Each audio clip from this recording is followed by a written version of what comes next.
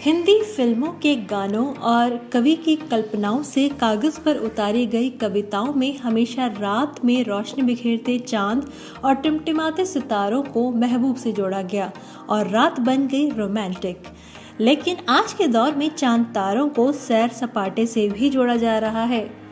जी, अगर आप सोच रहे हैं कि मैं स्पेस घूमने की बात कर रही हूँ तो नहीं, बिल्कुल नहीं। मैं स्पेस घूमने की बात नहीं कर रही और ना ही ज़्यादा खर्चा करने की। हेलो सब्सक्राइबर्स, बूंदे पॉडकास्ट में आप सुन रहे हैं मुझे यानी अपनी दोस्त ऐश्वर्या को। इस एपिसोड में मैं आपको बता रही हूँ एक नए टूरिज्म के बारे में जिसे एस्ट्रो टूरिज्म कहा जाता है। लेकिन उससे पहले मैं उन सभी सब्सक्राइबर्स को बहुत बहुत बहुत बड़ा थैंक्स बोलना चाहती हूँ जिन्होंने हमारे गोधुली एपिसोड और फीफा के प्रोग्राम को खूब सारा प्यार दिया। यही नहीं, पंजाबी शादी में खोते रीति रिवाज पर बने पंजाबी एपिसोड को भी खूब पसंद किया गया।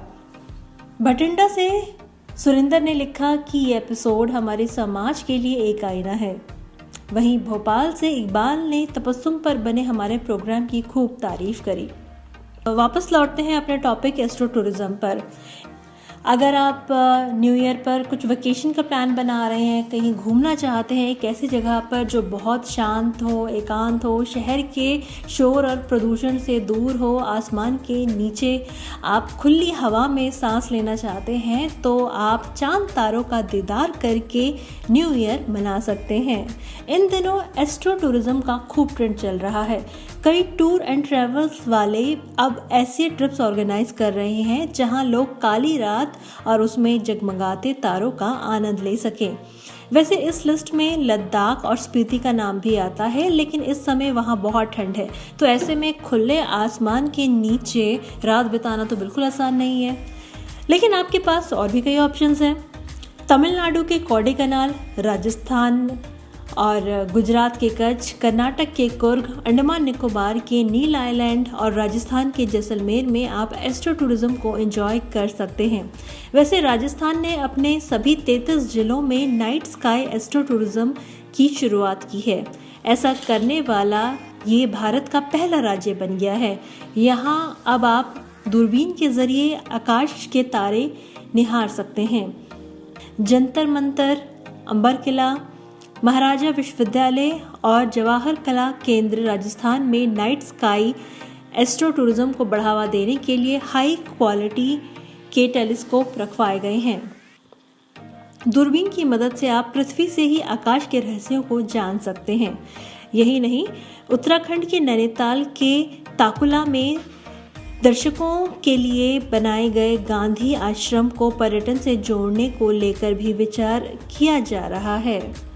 टूरिज्म को बढ़ावा देने के लिए ताकुला को एस्ट्रो विलेज बनाने की कवायद जारी है, यानी जल्द ही पर्यटक यहाँ घूमने के साथ साथ टेलीस्कोप से तारों को निहार सकेंगे।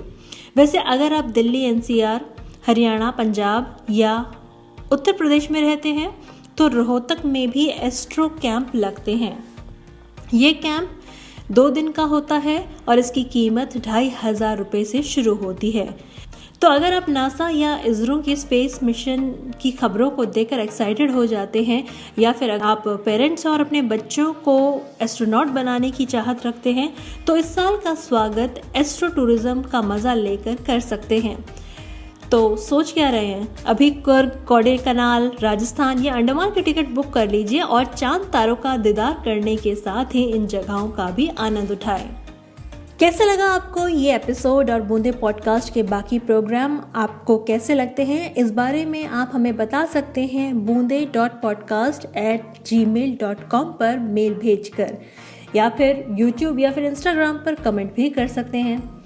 तो सब्सक्राइबर्स, अब मैं चलती हूँ, लेकिन बूंदे पॉडकास्ट के बाकी प्रोग्राम सुनते रहिए Spotify, सावन, गाना, Amazon म्यूजिक और Google पॉडकास्ट पे।